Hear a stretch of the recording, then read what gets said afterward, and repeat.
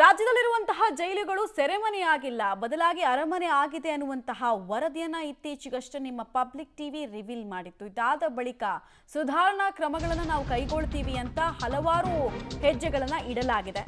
But ಐಷಾರಾಮಿ ಜೀವನ ಅನ್ನೋದು ಇನ್ನೂ ಕೈದಿಗಳು ನಡೆಸ್ತಾ ಇದ್ದಾರೆ ಅನ್ನೋದಕ್ಕೆ ಒಂದು ಡೀಟೇಲ್ ನಾವು ಕೊಡ್ತೀವಿ. ಡಿಜಿಪಿ ಅಲೋಕ್ ಕುಮಾರ್ ಆದೇಶದ ಬೆನ್ನಲ್ಲೇ ಆಪರೇಷನ್ ಜೈಲು ಕಂಟಿನ್ಯೂ ಆಗ್ತಾ ಇದೆ. ರಾಜ್ಯದ ವಿವಿಧ ಜೈಲುಗಳಲ್ಲಿ ರೇಡ್ ಆಗಿದೆ. ಬೆಳಗಾವಿ, ಮಂಗಳೂರು, ವಿಜಯಪುರ ಜೈಲಿನಲ್ಲಿ ರೇಡ್ ಕಂಡಕ್ಟ್ ಮಾಡಲಾಯಿತು. ಬೆಳಗಾವಿ ಜೈಲಲ್ಲಿ 4 ಫೋನ್ ಪತ್ತೆಯಾಗಿದ್ರೆ 366 ಗ್ರಾಂನಷ್ಟು ಗಾಂಜಾ ಪತ್ತೆಯಾಗಿದೆ. 1/4 ಕೆಜಿಗಿಂತ ಜಾಸ್ತಿ ಗಾಂಜಾ ಇಲ್ಲಿ ಪತ್ತೆಯಾಗಿದೆ. ರೇಡ್ ವೇಳೆ ಹೊರಗಡೆಗೆ ಆರೋಪಿಗಳು ಗಾಂಜಾವನ್ನು ಎಸ್ತಿದ್ದು ಗೊತ್ತಾಗಿದೆ. ಇಲ್ಲಿರೋರಿಗೆ ಸಿಕ್ಕಿದ್ರೆ ಅದು ಸಮಸ್ಯೆ ಆಗುತ್ತೆ, ಬುಡಕ್ಕೆ ಬರುತ್ತೆ ಅಂತ ಆ ಜೈಲಿನ ಗೋಡೆಯಿಂದ ಆಚೆಗೆ ಎಸ್ತಿದ್ದಾರೆ. ಆ ಮೂಲಕ ತಪ್ಪಿಸ್ಕೊಳ್ಳೋ ಪ್ರಯತ್ನವನ್ನು ಮಾಡಿದ್ದಾರೆ. ಮಂಗಳೂರು ಮತ್ತು ವಿಜಯಪುರ ಜೈಲಿನಲ್ಲಿ ಮೊಬೈಲ್ಗಳು ಪತ್ತೆಯಾಗಿದೆ. ಮೊನ್ನೆ ಅಷ್ಟೇ ಪರಪ್ಪನಗ್ರಹಾರ ಜೈಲಿಗೆ ಭೇಟಿ ಕೊಟ್ಟು ಡಿಜಿಪಿ ಹಲವು ಸುಧಾರಣಾ ಕ್ರಮಗಳ ಬಗ್ಗೆ ವಿವರಿಸಿದ್ರು. ABCD ಅಂತ ಬ್ಯಾರಕ್ಗಳನ್ನು ಕ್ಯಾಟಗರಿ ವೈಸ್ ಮಾಡ್ಕೊಳ್ಳಿ, ಯಾವುದೇ ಕಾರಣಕ್ಕೂ ಫೋನ್ ಆಕ್ಸೆಸ್ ಸಿಗಬಾರ್ದು, ಚಾಕು, ಚೂರಿ, ಗಾಂಜಾ, ಆಲ್ಕೋಹಾಲ್ ಯಾವ ವ್ಯವಸ್ಥೆ ಕೂಡ ಕೈದಿಗಳಿಗೆ ಮುಟ್ಟಬಾರ್ದು ಅಂತ ಹೇಳಿ ಸೂಚನೆಯನ್ನು ಕೊಟ್ಟಿದ್ರು. ಡೀಟೇಲ್ಸ್ ಕೊಡ್ತಾರೆ ಉಮೇಶ್, ನೇರ ಸಂಪರ್ಕದಲ್ಲಿ ಜಾಯ್ನ್ ಆಗ್ತಾ ಇದ್ದಾರೆ. ಉಮೇಶ್, ಪದೇ ಪದೇ ಜೈಲುಗಳಲ್ಲಿ ಯಾವಾಗ ಗ್ರೇಡ್ ಆದರೂ ಕೂಡ ಈ ರೀತಿ ಮೊಬೈಲ್ ಪತ್ತೆ ಆಗೋದು, ಗಾಂಜಾ ಪತ್ತೆ ಆಗೋದು ಸರ್ವೇ ಸಾಮಾನ್ಯ ಆಗ್ಬಿಟ್ಟಿದೆ. ಈಗಲೂ ಯಾವಾಗ ಇದು ಆಪರೇಷನ್ ಆಗಿದ್ದು, ಮತ್ತೆ ತನಿಖೆ ಹೆಂಗೆ ನಡೀತಾ ಇದೆ ಅಂತ ಜಸ್ಟ್ ಒಂದು FIR ಆಗಿಬಿಟ್ರೆ ಸಾಕಾಗಲ್ಲ. ಯಾಕೆಂದರೆ 3 ರೀತಿಯಾದಂತಹ ಭದ್ರತೆ ಆ ಜೈಲ್ಗಳಲ್ಲಿರುತ್ತೆ. KSI SF ಅವ್ರು ಇರ್ತಾರೆ, ಜೈಲೊಳಗಡೆ ಪ್ರಿಸ್ನರ್ ಸ್ಟಾಫ್ ಇರ್ತಾರೆ, ಸಿವಿಲ್ ಪೊಲೀಸ್ ಇರ್ತಾರೆ. ಅವ್ರನ್ನೆಲ್ಲ ಮೀರಿ ಗಾಂಜಾ ಒಳಗೆ ಹೋಗುತ್ತೆ, ಅಲ್ಲಿ ಮೊಬೈಲ್ ಪತ್ತೆ ಆಗುತ್ತೆ ಅಂದರೆ ಡೆಫಿನೆಟ್ಲಿ ಸ್ಟಾಫ್ ಮೆಂಬರ್ಸ್ ಇನ್ವಾಲ್ವ್ಮೆಂಟ್ ಇರುತ್ತೆ. ಸೊ ತನಿಖೆ ಹೇಗೆ ನಡೀತಾ ಇದೆ?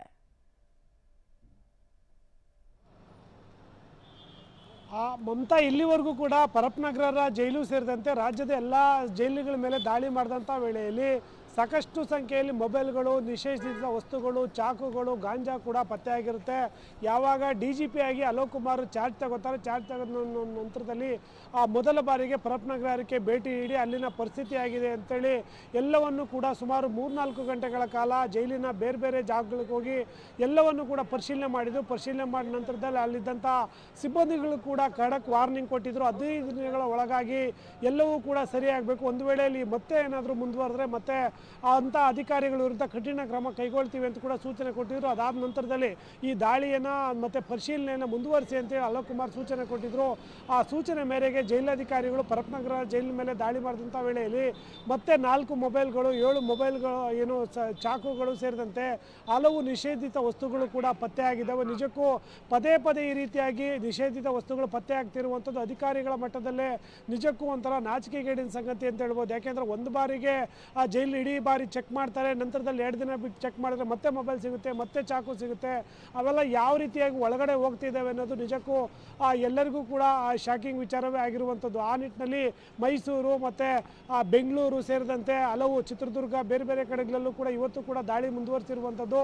ಅಲ್ಲೂ ಕೂಡ ಸಾಕಷ್ಟು ಗಾಂಜಾ ಪ್ಯಾಕೆಟ್ಗಳು, ಬೇರೆ ಬೇರೆ ವಸ್ತುಗಳೆಲ್ಲ ಸಿಗ್ತಾ ಇದ್ದಾವೆ. ಆ ನಿಟ್ಟಿನಲ್ಲಿ ಅಲೋಕ್ ಕುಮಾರ್ ಏನು ಸೂಚನೆ ಕೊಟ್ಟಿದ್ರು, ಆ ಸೂಚನೆ ಬೆನ್ನಲ್ಲಿ ಇವತ್ತು ದಾಳಿ ಮಾಡಿದಂಥ ವೇಳೆಯಲ್ಲಿ ಈ ಹಿಂದೆ ಏನೆಲ್ಲ ಕೇಸ್ಗಳಾಗಿದ್ವು, 6 ಕೇಸ್ಗಳು ಮಾಡಿರುವಂಥದ್ದು, ಆ ಕೇಸ್ಗಳ ಸ್ಟೇಟಸ್ ಏನು, ಯಾರ ವಿರುದ್ಧ ಕ್ರಮ ಕೈಗೊಂಡಿದ್ರಿ ಅಂತ ಕೂಡ ರಿಪೋರ್ಟ್ನು ಕೂಡ ಈಗ ಅಲೋಕ್ ಕುಮಾರ್ ಕೇಳಿರುವಂಥದ್ದು. ಆ ರಿಪೋರ್ಟ್ ಆಧಾರದ ಮೇಲೆ ಮುಂದೆ ಮಾಡಬೇಕಾದಂಥ ಕ್ರಮಗಳೇನು ಅನ್ನೋದನ್ನು ನಿರ್ಧಾರ ಮಾಡ್ತಾರೆ. ಸದ್ಯಕ್ಕೆ ಇನ್ನೂ ಕೂಡ ಪರಪ್ಪನಗರದಲ್ಲಿ ಪರಿಶೀಲನೆ ಮುಂದುವರಿತಾ ಇರೋ ಕಾರಣಕ್ಕಾಗಿ ಮುಂದುವರೆದ ನಂತರದಲ್ಲಿ ಮತ್ತೆ ಏನೆಲ್ಲ ಸಿಗ್ತವೆ ಅನ್ನೋದನ್ನು ಗೊತ್ತಾಗಬೇಕಾಗಿದೆ. ಮಮತಾ, ರೈಟ್. ಹಾಗೆ ಸಂಪರ್ಕದಲ್ಲಿರಿ ಉಮೇಶ್. ನಮ್ಗೆ ಇನ್ನೂ ಕೂಡ ಉತ್ತರ ಸಿಗದ ಪ್ರಶ್ನೆ ಏನಂದ್ರೆ 3 ಹಂತಗಳ ಭದ್ರತೆ ಇರುತ್ತೆ. ಆ 3 ಹಂತಗಳನ್ನು ಮೀರಿ 1/4 ಕೆಜಿಗೂ ಹೆಚ್ಚು ಗಾಂಜಾ ಒಂದ್ಸಲ ರೇಡ್ ಆದಾಗ ಸಿಗುತ್ತೆ ಅಂದರೆ ಇನ್ನು ಸರಬರಾಜಿನ ನೆಟ್ವರ್ಕ್ ಎಷ್ಟು ದೊಡ್ಡದಿರ್ಬೋದು?